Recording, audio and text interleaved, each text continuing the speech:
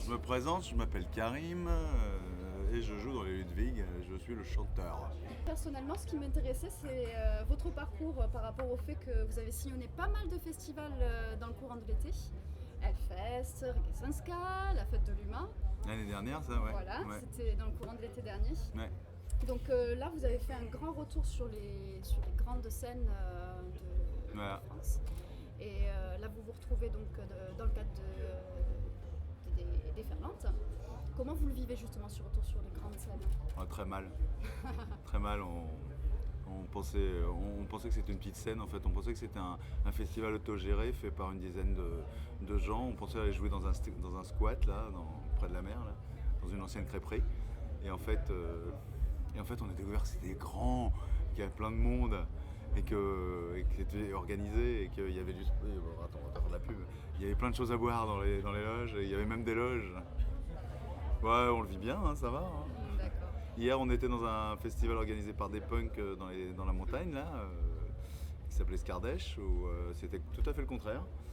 Mais c'était super génial, en fait. Et donc, voilà, c'est bien de passer Un contexte différent. C'est passer du truc complètement improvisé au truc complètement maîtrisé. Bon, après, le plus important, c'est de se retrouver sur scène et que ça soit bien, quoi, en fait. Que le public soit heureux et que nous, on prenne notre pied et que tout le monde reparte avec la banane, quoi. Donc vous redécouvrez en fait un public qui vous connaissait déjà, mais aussi un public qui ne vous connaissait pas, qui vous découvre. Moi, ce que je voudrais savoir, c'est comment justement vous arrivez à toucher un petit peu cette jeunesse qui vous découvre aujourd'hui. Ah, mystère, les mystères de la promotion par Facebook. Ah, Je sais pas comment on les découvre. Nous, on joue, hein, on voit pas. Moi, de toute façon, quand je joue, j'ai pas mes lunettes, donc je vois rien. Donc, je vois pas s'il y a des jeunes ou des vieux.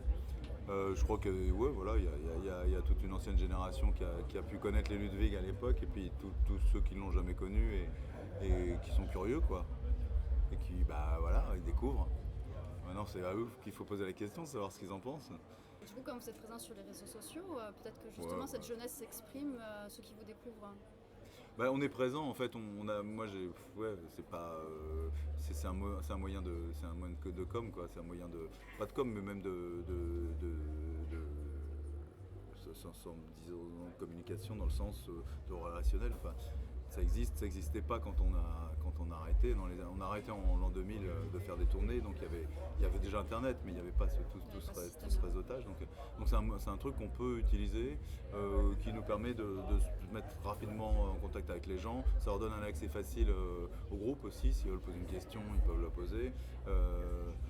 C'est le côté, on va dire, c'est le côté positif de tout ce côté Facebook, qui a pas forcément pour nous que des côtés positifs. Franchement, je suis pas convaincu de l'utilité à 100% de Facebook pour plein de choses, mais il y a aussi, ça permet de garder les gens proches et effectivement de se sentir peut-être facilement en contact avec un groupe, hein, pas forcément avec le Ludwig, mais avec des groupes ou avec des gens qui peuvent...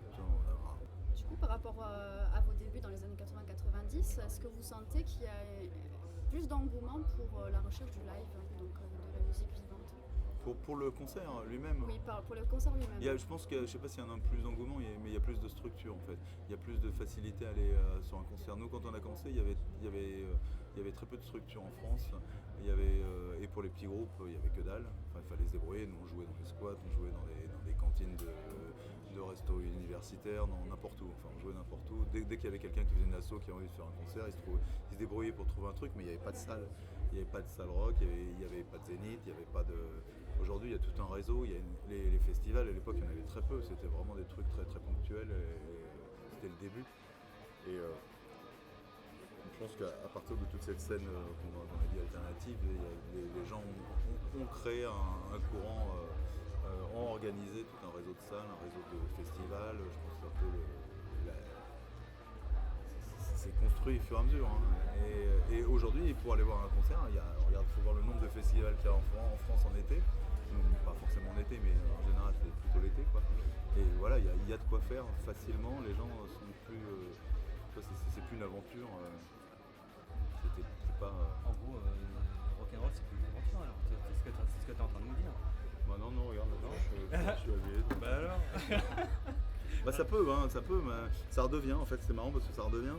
Il y a tout ce réseau qui est très structuré, qui va beaucoup servir aux gros groupes, aux moyens groupes, tu vois, comme le Ludwig, on va avoir pas trop de problèmes à trouver des plans dans les salles, dans tout ça. Et tous les groupes qui commencent, tous les groupes pas connus, toutes les petites niches, eux, se retrouvent un peu dans la même situation que dans les années 80 où il faut vraiment qu'ils trouvent des endroits alternatifs. Alors vous aviez annoncé votre tournée comme le dernier concert avant l'Apocalypse. Est-ce que vous avez l'intention de reprendre l'écriture? Est-ce que vous êtes en construction de nouveaux titres actuellement avec ce qui se Pas passe? encore, non, on a envie de faire ça. Donc on met, en fait, la reformation du Ludwig, c'est un truc d'envie, hein, de plaisir. Vous faites Donc, plaisir d'abord. Ouais. Donc on a fait les concerts au Hellfest enfin les 5 concerts qu'on a fait l'année dernière en été, en se disant on essaye. On voit ce que ça donne. On n'avait pas prévu de jouer au Hellfest. Hein. On voulait faire des petites salles et puis on nous a proposé ça. On dit oh, c'est marrant, on va y aller, on va découvrir. Et puis si ça marche, si on se fait plaisir, si on s'amuse, on continue. Et puis voilà. Donc on en est là, c'est que ça veut dire qu'on prend encore du plaisir et que voilà. Et puis le fait de refaire mais il faut qu'on trouve du temps. Comme Bruno, il est sur d'autres projets, il habite pas là, Charlie aussi. Donc je pense que d'ici la fin de l'année, on fera ça quoi. On se lancera sur des créations peut-être complètement nulles, mais bon, on verra, hein, c'est le plaisir. Hein. Mais on fait pas ça avec un projet ni un plan de carrière, on s'en fout.